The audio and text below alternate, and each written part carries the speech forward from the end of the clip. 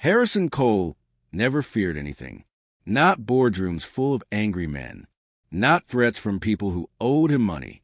Not even the dark alleys of the city where he built schools and shelters for kids who had nowhere to go. But tonight, something felt wrong. The air tasted like metal, like when you put a penny on your tongue. Cold and bitter and strange. Harrison stepped out of his shiny black car. His shoes clicked on the parking lot ground. The building in front of him was quiet. Too quiet. He was supposed to meet someone here. Someone who wanted to donate money to his charity. The charity that saved children from bad people. He pulled his coat tighter. The wind whispered secrets he couldn't understand. Then he heard it. A scream. Not a normal scream. Not someone playing or laughing. This scream was pure terror. The kind that makes your blood turn to ice. Mister, stop. Harrison froze. His heart started beating like a drum. Fast, hard, loud. A small figure ran toward him from the shadows. A girl, thin as a stick, dirty clothes hanging off her small body. Nose juice. Her feet were bleeding on the cold ground. She couldn't have been more than 10 years old. Her eyes were huge, wild with fear. She grabbed his arm with fingers that felt like ice. "Don't get in the car," she gasped. "Please, don't get in." Harrison looked down at her. His powerful businessman brain tried to make sense of this. Was she trying to rob him? Was this some kind of trick? But her eyes, those eyes weren't lying. "What's your name?" Harrison asked, his voice gentle despite the alarm bells ringing in his head. "Asha," the girl whispered. She was shaking so hard her teeth chattered. You have to look under the car. Now, before it's too late." "Under my car? Why would I?" "Just look." Asha screamed, and tears started rolling down her dirty cheeks. "Please, the bad men, they put something there. I saw them. I was hiding in the dumpster, and I saw everything." Harrison's stomach dropped. He had made enemies. Lots of them. His charity work stopped bad people from doing bad things. He'd rescued kids from terrible places, broken up gangs that sold children like toys, sent criminals to prison. And now, maybe someone wanted revenge. He pulled out his phone, turned on the flashlight, and bent down. His knees hit the cold ground. The light from his phone slid under the black car. And there it was, a small metal box. Wires, red and blue and green, twisted together like snakes. A tiny red light blinked. Blink, blink, blink, like a heartbeat counting down to something horrible. Harrison's breath caught in his throat. He'd seen bombs before. Invade zones. In pictures from police friends. This was real. This was professional. This would have killed him the moment he turned the key. His hand started shaking. "Get back," he whispered to Asha. Then louder, "Get back! Run." But Asha didn't run. She grabbed his coat and pulled him away from the car with surprising strength. "We have to go," she cried. "They might be watching. They might." A sound. Footsteps. Heavy boots on pavement. Harrison's eyes snapped up. 3 men emerged from behind the building. Big men. Mean faces. One had a scar that ran from his eye to his chin. Another wore a jacket with a symbol Harrison recognized. A cartel symbol. The worst kind of criminal organization. The men who took children, sold them, hurt them. The scarred man smiled. It was not a nice smile. "Mr. Cole," he said in a voice like gravel, "you should have minded your own business. You cost us a lot of money. Freed a lot of our products." Products. He called children products. Rage exploded in Harrison's chest. Hot and fierce. But he had a bigger problem. These men had guns. He could see them tucked in their belts. And he had a frightened little girl next to him who had just saved his life. "Asha," Harrison whispered without taking his eyes off the men. "When I say run. You don't stop. You don't look back. You hear me? But promise me." Asha's small voice cracked. "I promise." The men started walking closer. Slow. Confident. Like cats stalking mice. Harrison's mind raced. He was strong. He'd been in fights before. But 3 armed men, and a bomb under his car, and a child to protect? This was different. This was war. The scarred man pulled out his gun. The metal gleamed in the parking lot lights. "Should have died easy," the man said. "Now it's going to hurt." Harrison's muscles tensed. His whole body prepared to fight, to protect, to do whatever it took. Because that little girl, Asha, had risked everything to save him. A homeless child with nothing. She could have stayed hidden, could have let him die. But she didn't. And now Harrison Cole, the man who saved children, the man who feared nothing, realized something terrifying. He might not be able to save them both. The scarred man raised his gun. Asha screamed, and Harrison made his choice. Harrison grabbed Asha and dug behind a concrete pillar, just as the first gunshot cracked through the air. Bang! The bullet hit the ground where they'd been standing. Sparks flew. The smell of gunpowder filled Harrison's nose. His heart hammered, so hard it hurt. Asha was pressed against his chest, trembling like a leaf in a storm. He could feel her small heart racing against his ribs. "It's okay," Harrison whispered, even though nothing was okay. "I've got you." Another shot. This one hit the pillar. Chunks of concrete exploded near Harrison's head. Think. His car was useless. A death trap with a bomb underneath. His phone, he reached for it. Called 911. "There's a bomb and armed men at the Riverside parking complex." He said quickly, "Send everyone. Now!" But help wouldn't come fast enough. The police were 10 minutes away. Maybe 15. Harrison and Asha had seconds. "There!" one of the men shouted. Behind the pillar. Footsteps running. Getting closer. Harrison looked around desperately. To his left, an alley. Dark and narrow. To his right, an old warehouse with broken windows. Ahead, nothing but open space where they'd be easy targets. The alley.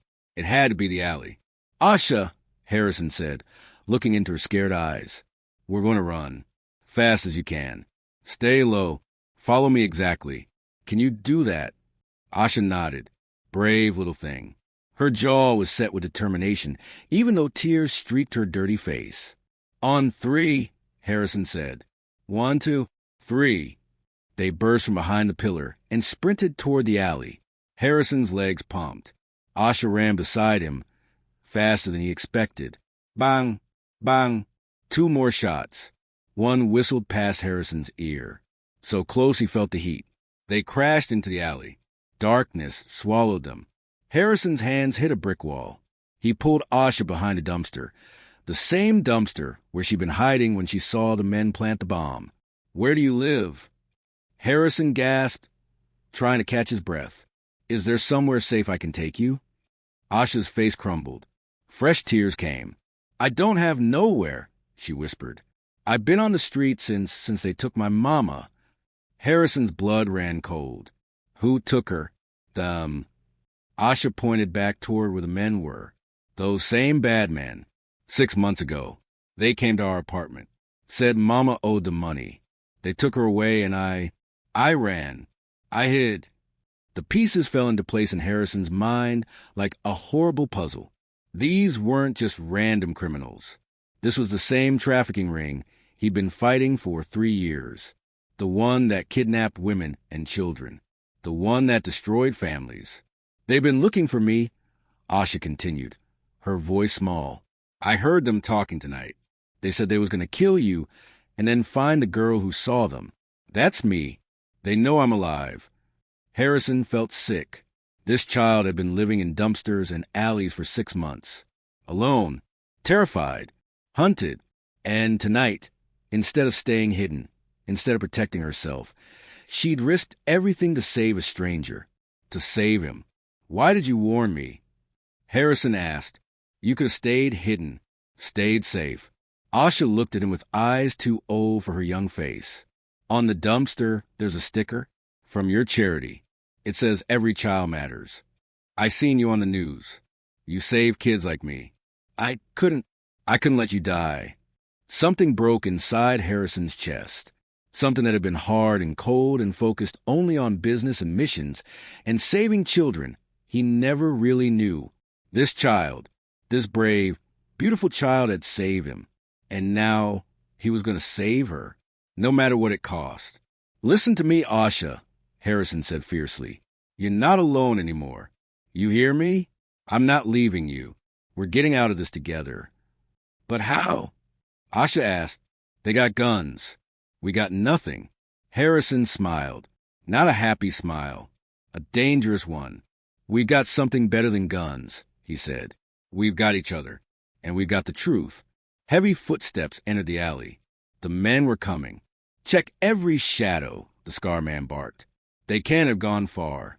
Harrison pulled out his phone again, sent a text to his head of security, then to his lawyer, then to every news contact he had. At Riverside Parking Complex. Under attack by Cortez Cartel. They planted a bomb in my car. Have a child witness. Send everything. His phone buzzed immediately. Responses flooding in. On our way. Marcus, security. Police en route. Davis, lawyer. Camera crew coming. This is huge. Sarah, news. The footsteps were getting closer. A flashlight beam swept across the alley entrance. "We're going to move again," Harrison whispered to Asha. "See that fire escape?" He pointed to a rusty ladder attached to the warehouse wall. "We climb. We get high. They expect us to run. We hide above them." "I'm scared," Asha admitted. "Me too," Harrison said honestly. "But being scared doesn't mean we stop. It means we're smart enough to know danger when we see it. And we're brave enough to face it anyway." Asha took a deep breath, nodded. They moved like ghosts through the darkness. Reached the ladder. Harrison boosted Asha up first. She climbed fast, her small hands gripping the rusty metal. Harrison followed. His expensive shoes slipped on the rungs. His suit jacket caught on a bolt. Below them, flashlight beams danced. "There! I see movement." A shot rang out. Hit the ladder below Harrison's foot. "Climb!" he shouted to Asha. "Don't stop!" They reached the roof of the warehouse. Ducked behind an old air conditioning unit. Harrison pulled Asha close. In the distance, sirens wailed. Getting closer. "They're coming!" Asha whispered hopefully. "Yes," Harrison said. "But we need to stay alive until they get here." Below, angry voices shouted. The men were arguing about whether to follow them up or retreat. Then Harrison heard it. A helicopter. His security team. They didn't mess around. A spotlight suddenly blazed down from the sky, turning night into day. The helicopter's loudspeaker boomed. "This is private security for Harrison Cole. Police are 30 seconds out. Drop your weapons." The men in the alley cursed, shouted, started running. But they were too late. Police cars screeched into the parking lot. Officers poured out. The men were surrounded. Harrison and Asha watched from the roof as the bad men were forced to the ground. Handcuffed. Led away. Asha started crying. Really crying. All the fear and relief and exhaustion pouring out. Harrison held her. Let her cry. His own eyes were wet. "You're safe now," he said. "I promise. You're safe." "What happens to me now?" Asha asked between sobs. Harrison looked at this incredible child, this survivor, this hero, and he made a choice that would change both their lives forever. "You come home with me," he said. "We find your mama. And no matter what, you're never alone again." 3 weeks later, Harrison sat in his office. But everything was different now. Asha sat across from him, wearing clean clothes. Her feet had new shoes. Her hair was washed and braided. She looked like a different child, but her eyes still held shadows. "Did they find anything?" Asha asked quietly. She was asking about her mama. Harrison's team had been searching everywhere. Harrison's heart was heavy. He'd learned things, terrible things, things that made him angrier than he'd ever been in his life. "Asha," he said gently, "I need to tell you something about your mama." Asha's small hands gripped the arms of her chair. She knew. Somehow, she already knew. "She's gone, isn't she?" Asha whispered. Harrison wanted to lie, wanted to protect her, but Asha deserved the truth. "Yes," he said softly. "We found records. Your mama, she fought to protect you. She fought so hard. But the bad men, they hurt her. I'm so sorry, Asha." Tears rolled down Asha's cheeks. Silent tears, the kind that hurt to watch. Harrison came around his desk and knelt beside her chair. He took her small hands in his big ones. "Your mama was a hero," he said. "Just like you. She saved you by letting you run. And you saved me by being brave. That kind of courage, it runs in your blood." "I got nobody now," Asha said, her voice breaking. "That's not true," Harrison said firmly. "You have me, if you want. I talked to the lawyers and the social workers, and everyone. I want to take care of you. Asha, not in a foster home, not in a shelter. With me, as my family. If you'll let me." Asha's eyes went wide. You want me?" "More than anything," Harrison said, and he meant it. "These past 3 weeks would you have shown me what I was missing? I spent years saving children I never knew, but I never understood what it meant until I met you. You changed my life, Asha. You saved it. Now, let me be part of yours." Asha threw her arms around Harrison's neck and sobbed. Happy tears this time. Harrison held her tight. But their moment was interrupted by Harrison's phone buzzing. His head of security, Marcus, was calling. "Boss," Marcus said urgently, "we got a problem." Harrison's whole body tensed. "What kind of problem?" "The 3 men we arrested? They were just low-level guys. We just got intelligence. The real boss of the trafficking ring? His name is Victor Cortez, and he's planning something big, a revenge attack. Tomorrow night, there's a charity event at the Riverside Hotel. Your charity event. He's going to hit it with his whole crew." Harrison's blood turned to ice. The charity event. 200 people. Children. Families. All the people he'd been trying to protect. "How many men?" Harrison asked. "At least 20. Maybe more." "Boss, we need to cancel the event. Get everyone to safety." Harrison looked at Asha. She was watching him with those wise, old eyes. "No," Harrison said. "We don't cancel. We don't run. We set a trap." "Are you crazy?" Marcus sputtered. "These are dangerous people." "Exactly," Harrison said. "And they've been hiding in shadows for too long. Hurting children. Destroying families. It ends tomorrow. Get the police. Get the FBI. Get everyone. We're going to catch them all." Harrison hung up. Asha was still staring at him. "You're going to fight them," she said. It wasn't a question. "Yes," Harrison said. "But you're going to be somewhere safe. Far away. With people I trust." "No," Asha said firmly. Harrison blinked. "What?" "No," Asha repeated, her small chin lifting. "You said we're family now. Family doesn't leave. I can help." "Asha, it's too dangerous." "I know their faces," Asha interrupted. "I lived on those streets for 6 months. I seen things. I know how they operate. I can tell the police things. Important things." Harrison wanted to say no, wanted to lock her in the safest place in the world. But Asha was right. She had information, experience, and more than that, she had earned a right to fight back against the people who took everything from her. "Okay," Harrison said slowly, "but you stay with Marcus the whole time. You don't take any risks. Promise." "Promise," Asha said. The next night, the Riverside Hotel glittered with lights. People in fancy clothes walked through the doors. Music played. Children laughed. But underneath the beauty, a battle was brewing. Harrison stood in the main ballroom, wearing a tuxedo. He smiled and shook hands. But his eyes never stopped moving. Watching. Waiting. In a control room upstairs, Asha sat with Marcus and a team of FBI agents. Cameras showed every angle of the hotel. Police officers dressed as waiters, and guests moved through the crowd. "They're coming," an FBI agent said, pointing at a screen. 5 black vans. 2 blocks away. Harrison's earpiece crackled. "Boss, get ready." The vans pulled up outside. Men poured out. 23 of them. They had guns hidden under their jackets. They thought they were going to scare everyone. Hurt people. Send a message. They had no idea they were walking into a trap. The men entered the hotel. Spread through the crowd. Their leader, Victor Cortez, was a tall man with cold eyes. He spotted Harrison and smiled like a shark. "Mr. Cole," Victor said loudly. "So nice to see you again." The room went quiet. People sensed danger. "Victor Cortez," Harrison said calmly. "I was hoping you'd come." Victor laughed. "You're either very brave or very stupid." "Maybe both," Harrison said. "But I'm also done letting you hurt children." Victor's smile disappeared. He reached for his gun. "Now!" Harrison shouted.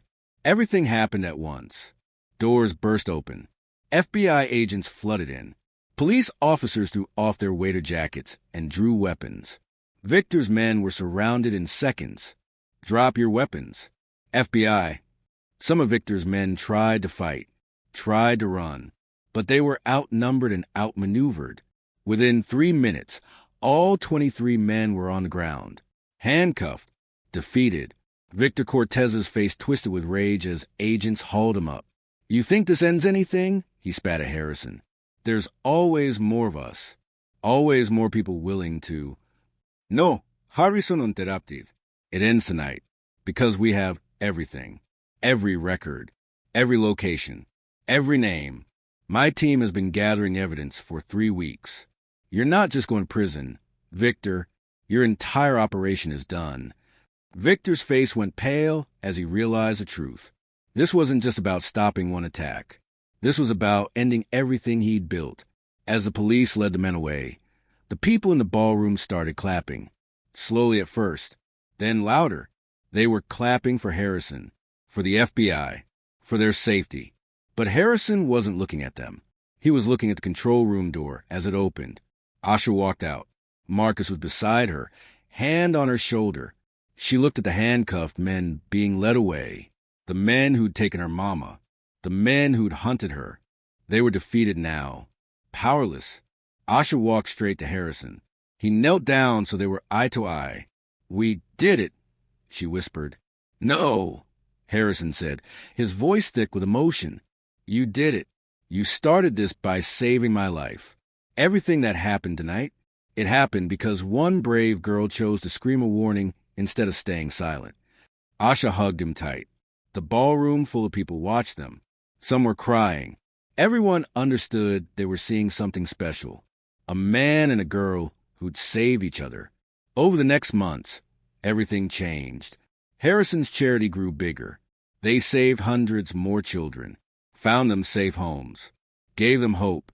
And Asha, she became Harrison's daughter, officially adopted. She went to the best school, made friends, laughed again, but she never forgot where she came from. Once a month, she and Harrison visited the streets where she used to live. They brought food and blankets to other homeless kids. Asha would talk to them, tell them her story, give them hope. "If I can survive," she'd say, "if I can find a family and a home, then you can too. Don't give up, ever."